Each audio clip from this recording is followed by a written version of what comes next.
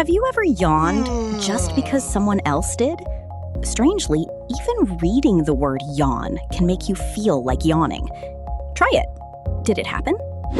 For years, scientists believed yawning filled your brain with extra oxygen. But here's the twist. That theory is mostly wrong.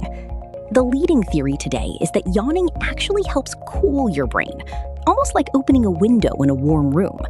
A cooler brain can think more clearly and stay alert. And contagious yawning?